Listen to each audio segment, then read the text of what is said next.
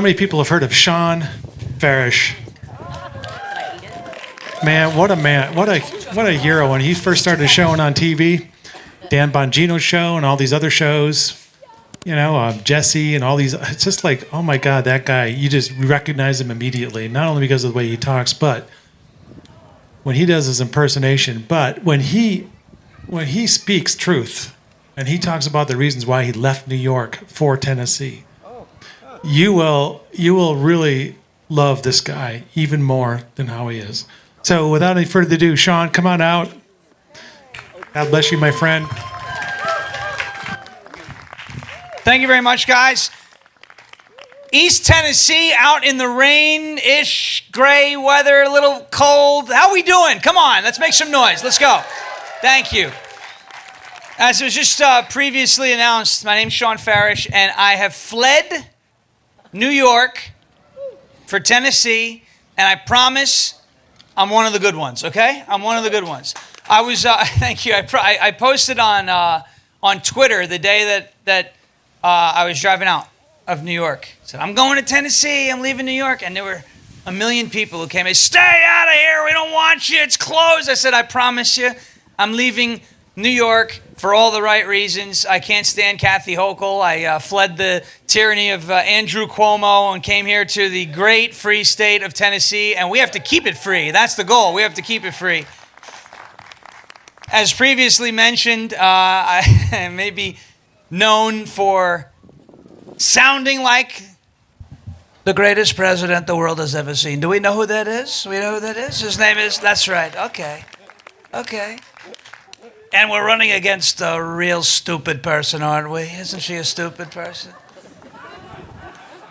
She cackles at things you're not supposed to laugh at, okay? You understand what I'm saying?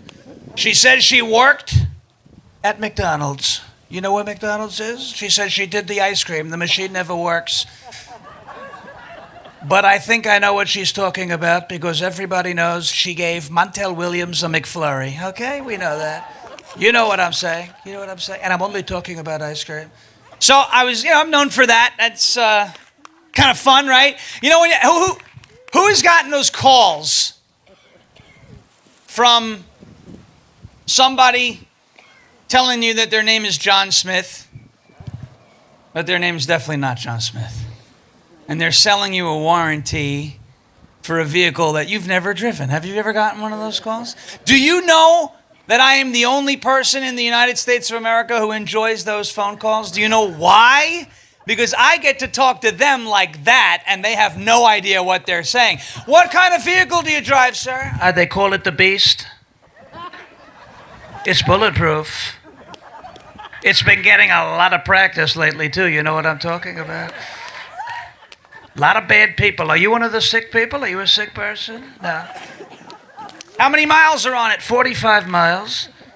They stole it when they stole the election. It's horrible. Do you drive? I'm the greatest driver the world has ever seen. Nobody drives. I created the roads. I created all of them. This is great. One guy got so mad at me for saying that. He goes, I said, because he started getting, mean. He was nasty. He was like, sir, I'm trying to help you here. I said, do you know who you're talking to? The greatest president the world has ever seen. He goes, well, so what if I am? What makes you better than me? Anybody watch baseball? Tennessee Volunteers won the World Series, right? College World Series. Everybody, you ever play baseball and you see a pitch that you're really excited about hitting and your eyes light up and you're like ready to knock it out of the park? They asked me, what makes you, I'm in the character of Donald Trump. This is what he does. What makes you so much better? I said, I have much better hair and a lot more money than you do, believe me. And he started cracking up. So I've never bought the warranty, but I take up so much of their time. One guy asked, he called me, told me his name was John Smith, and was selling solar. It was great, solar panels. I said, I want all of your panels. I want every single solar panel. You know where I want it? On the southern border. We have to build a beautiful solar wall. We got to keep the bad hombres out of our country. Did you guys see the taco truck, by the way? It's called Good Hombres. Are you kidding me? How cool is that? So I have fun with this little voice I do. it's a lot of fun always to use it and to break it out when necessary. But the reason, like I said, why I left New York is because, like, unlike Alec Baldwin or some of these other guys that want to clown Donald Trump, I happen to really like Donald Trump. I love what he stands for. I love this country. And what was happening in New York was a disgrace, right? So, and some of you guys have seen it. The COVID lockdowns, they weren't great in Tennessee. Some states did it better. From what I've heard, I can guarantee you that my state did it the worst. The worst. Andrew Cuomo, we called him, you know what we called him? Handsy Andy. He couldn't keep his hands to himself. He told his interns, you may not take off your mask, but you must take off everything else. And you must not tell anybody about it. Well, somebody told somebody about it because the Democrats decided they couldn't deal with him. But we had Cuomo, who Anthony Fauci called the gold standard of the COVID era, the gold standard. I'll tell you what, this is a guy who came down, first of all, the slowest talking New Yorker in the history of New Yorkers. Remember his press conferences? They called him the Love Gov. I was like, this guy wears, remember the rings? You guys remember what I'm talking about? They called him the Love Gov. He took forever to get down. This is why his press conferences went on forever. He took forever to get through one sentence.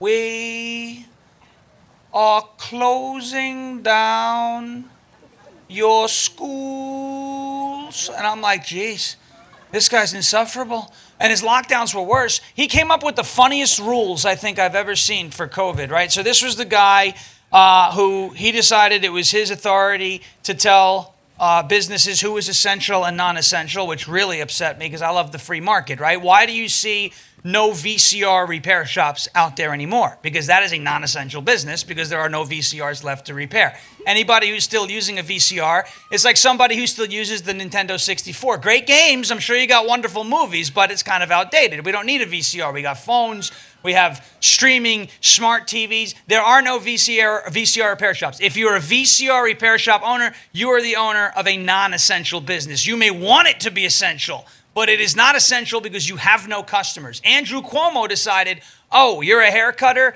you're not essential. I still have hair. I needed it to be cut. It was really long during COVID because he decided hair cutting was not essential. He decided bars were not essential. That really got me upset. I had a lot of people I knew who were small business owners. If they need that business to survive, and there are people that want to patronize that business to purchase or take advantage of whatever goods and services that business is selling, then guess what? That business is essential. It's not up to the governor to decide to tell these people when they can and can't turn the lights on, open the doors to their business. So that was the first thing that I remember with Cuomo. There was obviously the schools. There was the restrictions on how many people were allowed in your house, which was funny, and I'll get to a story about that later because that's a real good one.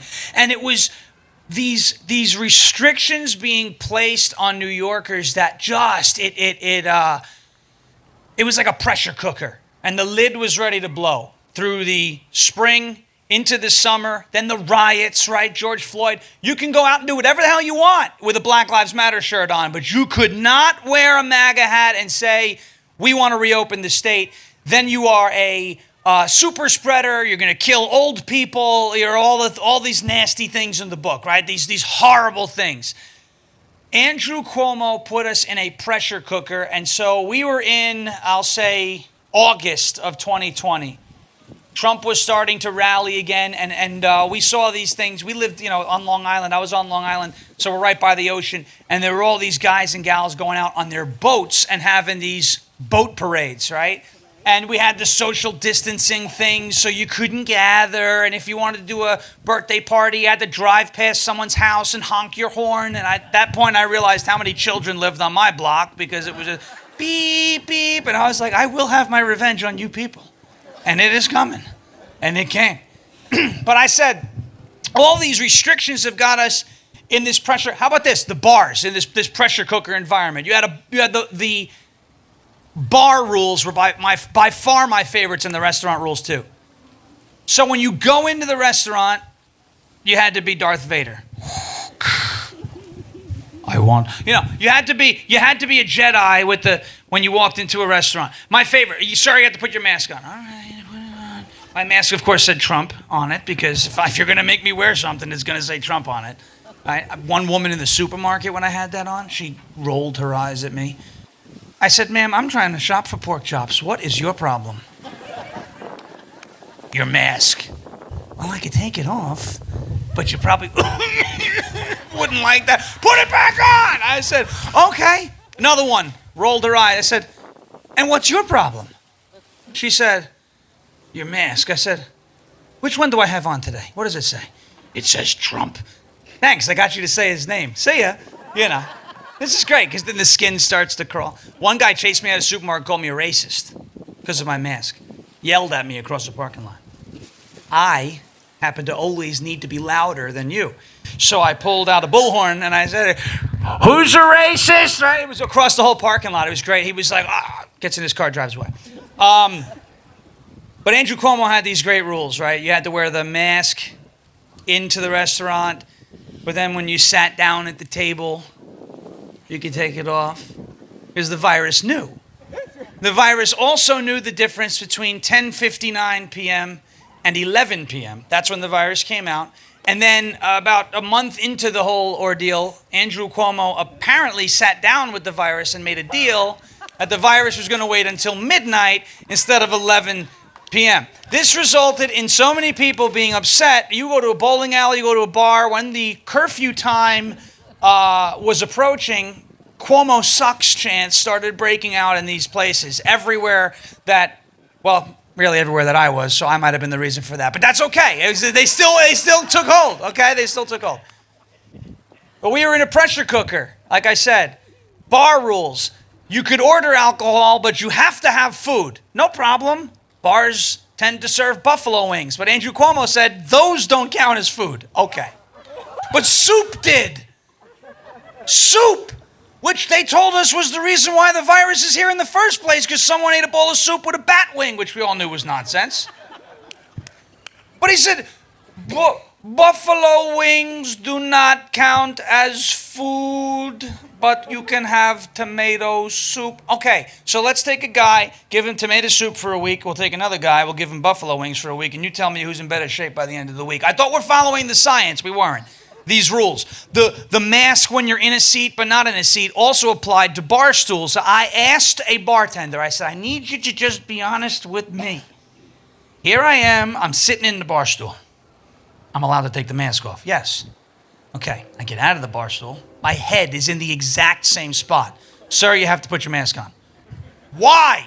Someone has to explain to me what is the... Well, you're standing.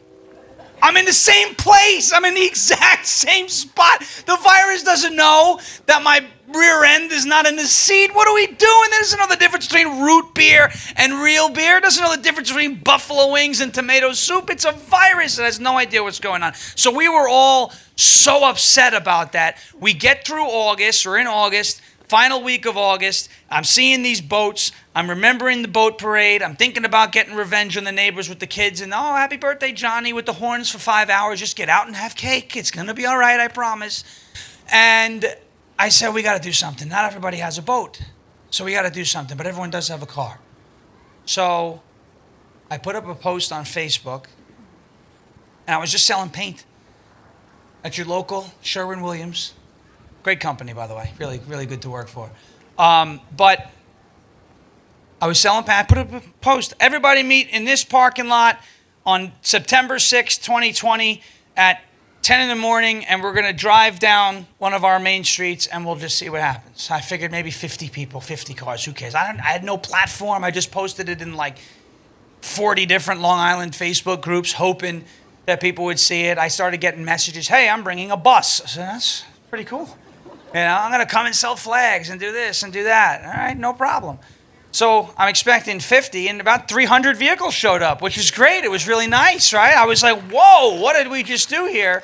And I knew that it was a big deal because 300 showed up, and the local fake news, we call them fake news. These are terrible people. These are sick people. These are sick people. They said dozens showed up. I said, oh, so now we're going to downplay the size of the event, which means we need another event. Everybody was asking me when the next one was going to be, so I defaulted to the Anthony Fauci 2 weeks answer because it worked for him. It might as well work for me. 2 weeks.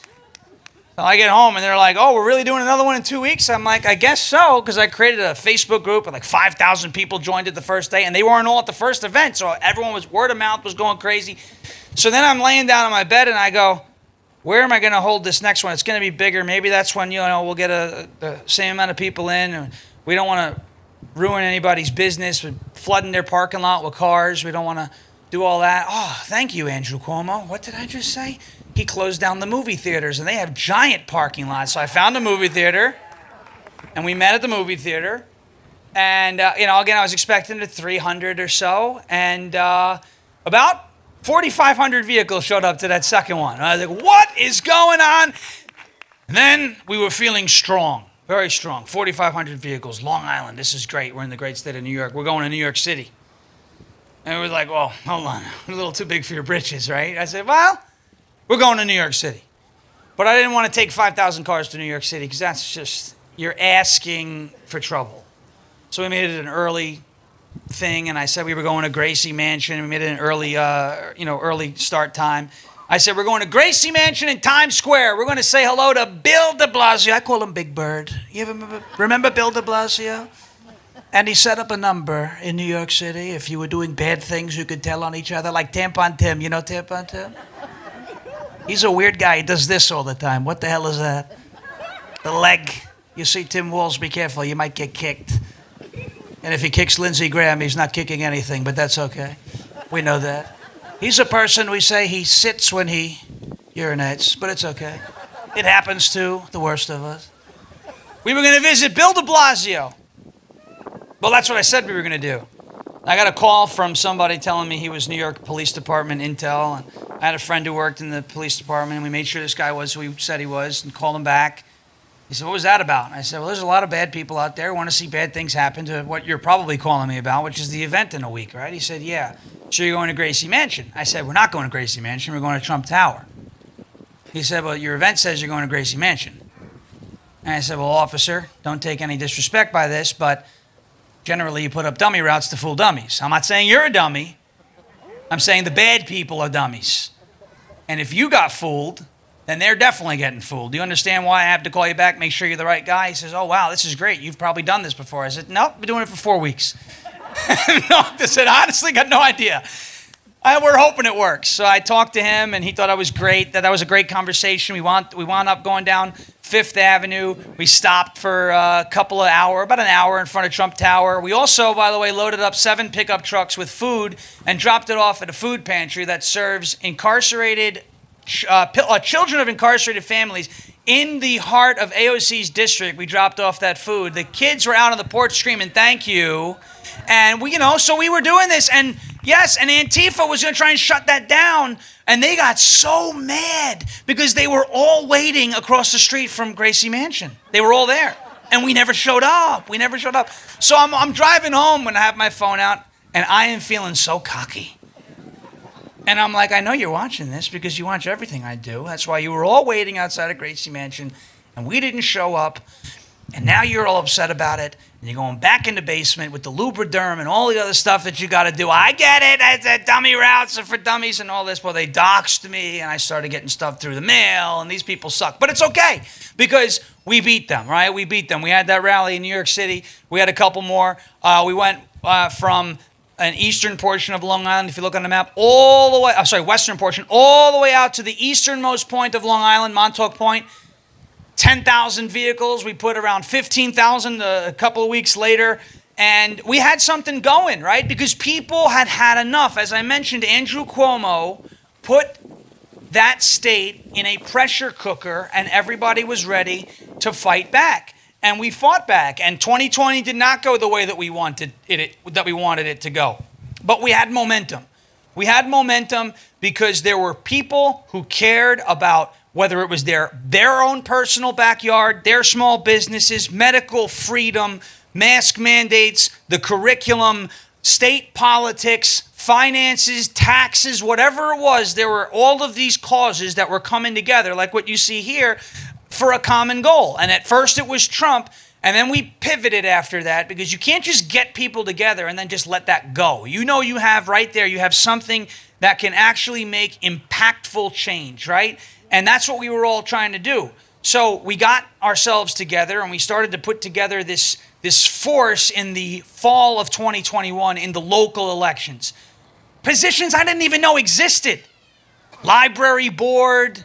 I knew about school boards. Library boards. I said, what is a library board? Well, there's books that have really nasty material in the kids section of the library. Well, we got to get those people out. We got them out. School board seats, 3 seats in one night. We flipped, right? And then in the fall of 2021, with this momentum, with the parental rights, groups behind us and everybody kind of working in unison, in the fall of 2021, for the first time in decades in Nassau County, which is the western half of Long Island, Nassau County elected a Republican county executive. For the first time in decades, his name is Bruce Blakeman. You've probably seen him on Fox. This is a guy who, before he was even sworn in, was serving the people who put him in that position. The parents that had had enough of the dirty curriculum in their schools. The parents who had had enough of mask mandates that were absolutely destroying the lives of their children for the last eight or so months, for 8 hours a day in those schools. Those parents are the reason why Bruce Blakeman became and was elected to the position of county executive in Nassau County. So before he was even sworn in, he had announced, I don't care what Hochul says, Nassau County is going to be a sanctuary county for anybody who does not want to wear a mask on when they're shopping. That's going into effect day 1. He signed that into law day 1 in Nassau County, and then we had a rally outside of his office. It was about 5 degrees outside. We called it Back to Bruce. We have this big sign. It's still hanging up in his office. He came, and all these elected officials came, and New York realized what was going on down on Long Island, and that's when the congressional races started to come into play. And I know New York 3 and George Santos, he fought very well in the Revolutionary War. We know him. George Santos fought with George Washington. He served very well in Saratoga. We understand that. I know that was a disaster, but it is what it is. But because of those races and the momentum that we were able to put together in New York, we have a Republican majority in the House. New York is not looked at as much as a lost cause as it used to be. That was a 6-point race between Kathy Hochul and Lee Zeldin, and I firmly believe that if Andrew Cuomo was on that ballot in the fall of 2022, that Zeldin would have won that race. Hochul won it because of the little honeymoon period that she was in, and Roe versus Wade was on the ballot, and she was a woman, and there's a lot of fraud and cheating in New York, right? Yes. It's really gross. We were this close, but we did a lot locally at the state level. Suffolk County, in the fall of 2021, elected a district attorney who played a major role. Anybody here ever heard of MS-13, the El Salvadoran gang? MS-13, you guys know about them?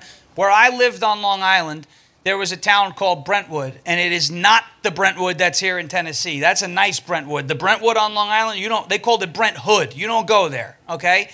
That was where MS-13 did a lot. They operated a lot in that area of Suffolk County. And we would hear stories in the local news of bodies that were being found in briefcases and being found on walking trails and dismembered. I mean, really gross stuff.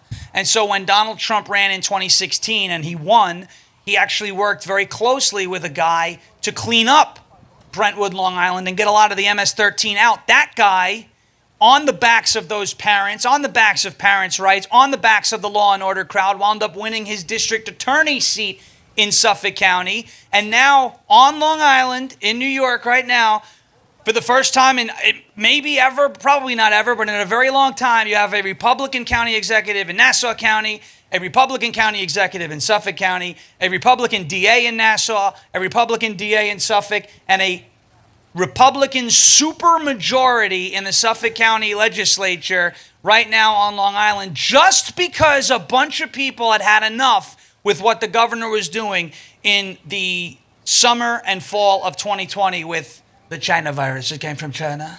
We know it came from China. I got along very well with China too, by the way. President Xi of China. I call him Winnie the Pooh. You ever look at him? You're not allowed to say that in China. You go right to jail. by saying Winnie the Pooh. That's what they're trying to do to me now. I did nothing wrong, but I called him Winnie the Pooh. He looks like Winnie the Pooh. Pooh Bear. He's a little Pooh Bear. Little guy. Little China. Got along well. Zelensky, too. We get along well with him. He's a terrible guy, though. He's a horrible guy. We're going to cut him off. You're cut off. No more money to Zelensky. We're going to cut him off. We're going to do that. But Cuomo had this. This is funny. So we get past these elections. We're like, all right, it's time to go all in on the governor's race now, right? Let's do it. Winter of 2021. And we're like, all right, it is time to start poking the bear. We started rallying upstate Cuomo's house. We started rallying, well, his house in Albany, the governor's mansion. But then we found out like where he might actually live. We went there too. Nicely, peacefully, patriotically. And I hope those words don't come back to get me because that came back to get the other guy. But listen, December 12th, I believe was the day. It was 12/12. Happened to be a fun day. So we went up to upstate New York. We're getting ready to go to a protest at Cuomo's house. Yeah, he locked us down. We're going to lock him down. We're standing right in front of his house we had a banner that stretched from probably screen to screen, maybe a little shorter than that. That said, Cuomo's got to go. We had a few hundred people outside his driveway with our flags. We didn't go on his property. Cops were there. They were notified. Everybody was okay. You know, he said we couldn't gather in groups of 10 or more, so we had little lawn signs that we printed that was based off of one of these larger pictures. I'm looking to see. There was a sign that stood about this tall, that wide, and it said, "We identify as a group of 10 people or less." And there were hundreds of us. And so that was our Christmas card to Andrew Cuomo. And I know he got it because we heard from the state assembly, like, that picture pissed off a lot of people. Okay. Well, you know what pissed them off even more? When we made little versions of those signs as lawn signs because the neighbors didn't like Andrew Cuomo. So we did our little protest, and that's his house, and that's the neighbor's house. And the neighbor said, "Give me all those lawn signs. I'm putting them all up." So when he leaves, he can see who was over there. Not only that, it was even funnier, is it was December 12th. I believe it was the 12th. And it was Andrew Cuomo's birthday. So we brought him a cake, and we sang "Happy Birthday" to Andrew Cuomo right outside of his driveway. And New Yorkers have a habit of being creative with some of the language that we use when we like people, and then when we don't like people, we get really creative. So the rule with the Andrew Cuomo birthday song was, when you get to "Happy Birthday, dear Andrew," you don't have to say Andrew. You can say whatever name you wanted to Andrew Cuomo at his house. That was a fun video. That was a fun one. After that, someone goes, "You know what's close to where we're at? Chappaqua." Who lives in Chappaqua? Anybody know? Does anybody know who lives in Chappaqua, New York? Somebody by the name of Crooked Hillary. I said, we are going to Crooked Hillary's house, or as I call it, the Devil's Den. We're going to the Devil's Den. So the police heard that, and they ran out of the Cuomo place. We saw like 40 cars, whoa, right down the interstate. I must have shut the interstate down on the other side to get to Hillary's house before we got there. Again, totally peaceful. Secret Service was dying, by the way, like laughing at what we were doing. And we're standing out there. I took my bullhorn out. I said, "Hillary, I just want to say hello." "Hillary, I know you're in there. And I know this voice haunts you more than the name Monica Lewinsky. I know that." Secret Service is cracking up. I said, "All right, we got to go home." By the way, every time I tell that story, I just want to tell everybody I love my life. I'm very happy. Okay? Well, we're driving home, and this is funny. I know Joe Hoff, the Gateway Pundit, was here. They actually helped with this. It was really cool. So we're driving home, and I get a text. Go, "Are you responsible for this?" I said, "Oh, probably, but I don't know what this is." So I look, it's a link to Twitter. Chelsea Clinton tweeted, "There are Trump supporters outside my mom's house chanting, 'Lock her up,' and they need to get over 2016, and none of them have masks on." And I'm like, yep, I am responsible for that. The Gateway Pundit put an article up. We got home. I was like, what is that? I got home to a friend's house. They go, "What did you do?" I said, "I don't know, but Chelsea's pissed." Because that means Hillary was in there, which means she heard me yelling at her through the bullhorn in the voice of Donald Trump, which is so much fun. And now this is where it gets fun, right? So, and that was fun in of itself. But there were people in that grassroots movement that came to me and said, "You know, you do this Trump thing." As I was doing live streams, they go, "You do this Trump voice, you do it really well." Nobody does a better job. A lot of people say, nobody does a better job. I can tell you that. There's some people who try to do it, but nobody could actually do it. I can do it. I could do it. He had a gag order, you know that. I could have been his guy. The judge is highly conflicted. He's a terrible person. We're dealing with a court case with the star witness's name is Pecker. It's a porn star. There's a gag order. Nobody knows what the hell is going on. And the courtroom was very cold. It was so cold. So Pecker was tiny, I can tell you that. Very, very cold. You know that. So he goes, "You got to take that and you have to go on TikTok with it." I said, "Well, China." That's what, "We can't do that, China." He goes, "No, you got to do it." So I did it. So I went on TikTok and I started doing this. One of my first big ones that went, remember when they tried to cancel Dr. Seuss? Dr. Seuss is a racist. I taught him how to rhyme, by the way. I called him Doc. I said, "Doc, I will not eat green eggs and ham. I will not eat them, Lindsey Graham. I will not eat them with the senator from South Carolina or with the virus that came from China.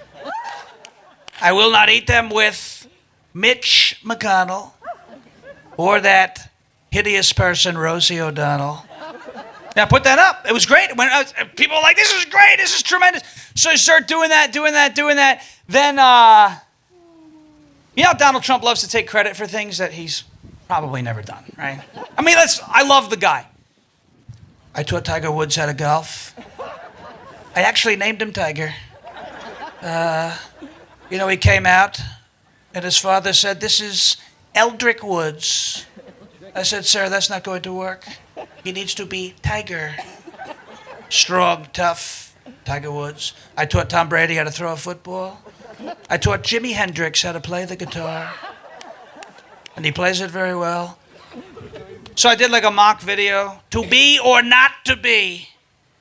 William Shakespeare. I call him Bill. See, you guys think that's funny. I didn't think that was one of the funnier lines, but everyone laughs at we call him Bill. So that's a line literally, guys, that's a line that changed my life for the better. So I see a comment.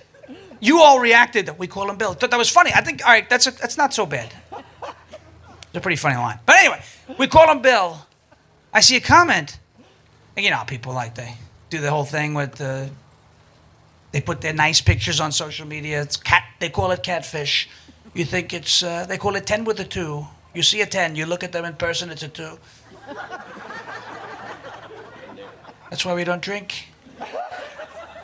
I've heard that story from a lot of people. Never had that problem. So I see this comment.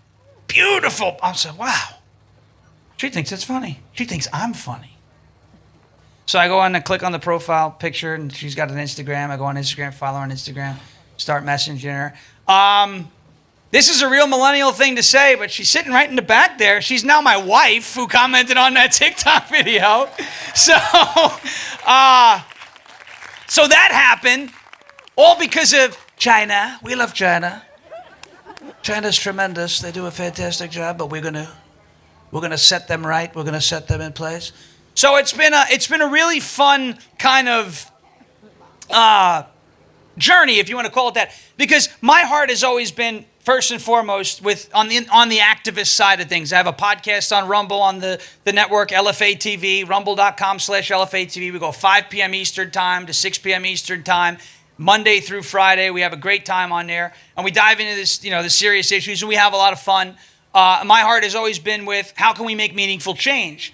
And, from 2021 when content really started going viral for me to now, my whole thing was, well, if you're going to hit the video a million times and if you're going to like it, you're going to comment, I at least want to take those likes, those comments, those shares, those follows, those views, and turn them into something that can create wins. Because if we don't win, what does it matter? I mean, we can laugh ourselves blue till we're blue in the face, but, if we're not winning and we're not making any change, then honestly, what are we even doing making fun of them? We're losing. We don't want to lose. I'm a Jet fan. I've seen enough losing, okay?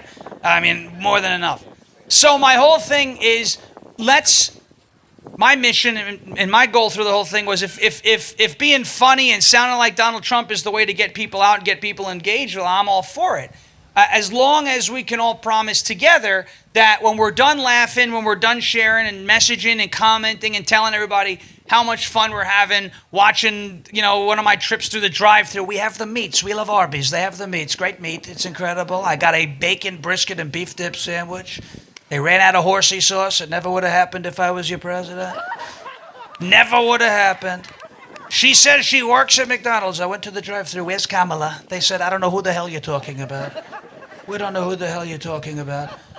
I want to win. I want the guy who was our president a couple years ago, 4 years ago. I want the guy who stood up, we were just talking about this before, in front of the whole world after because you see what Israel's been doing with Hezbollah. Like, there's none of them left. Like, if you have a beeper, throw it across the room. Because, like, holy moly. You see what they're doing. And, people are like, oh, you don't want it to happen to you. I'm like, yeah, that's why I'm not a terrorist, right? So, I'm not going to let that. But you see what's happening. And I want the guy who stood in front of the world after we smoked the terrorist, who told the world he died like a dog. Abu Bakr al-Baghdadi is dead. He died like a dog. I want that guy back in the White House. I want the guy who, when we take out our enemies, he verbally pees on them on screen. That's what he did. He was just like, I'm going to not only did we take you out, your whole thing about, in that, you're a martyr. No, you weren't a martyr. You were running into the tunnel, and then our dogs chased you down. That's my favorite part about that Trump speech. The dogs. He goes, they call it a canine. I call it a dog. And then he pauses. A beautiful dog. A talented dog. This happened. I want the president who goes, our dogs kicked, today? There's kids. Our dogs killed it today. They were great. That's the guy I want. We don't need any more of these. Justice has been done. It's Mitch McConnell. Our operators proceeded with extreme precision. I want the guy who came on screen and said there was a lot of shooting and a lot of blasting and a huge hole, and we took him out. And we did the job, and there's none of them left, and it's a tremendous thing. I want that guy back. I want this country to be, in a way, feared. It needs to be feared. Nolan Ryan, one of the best pitchers in all of baseball, but what was he? He was effectively wild. When you're in the plate, when you're in the box against a guy like that, and he's throwing 105 miles an hour, what's one thing you don't want? You don't want to get hit by it because he's effectively wild. He had no control. That's one of the reasons why everyone backed off the plate. Yeah, the inside corner was all his, right? Because you didn't want to get nailed by a 105-mile-an-hour pitch. Well, you can't control Donald Trump. He was effectively wild as well.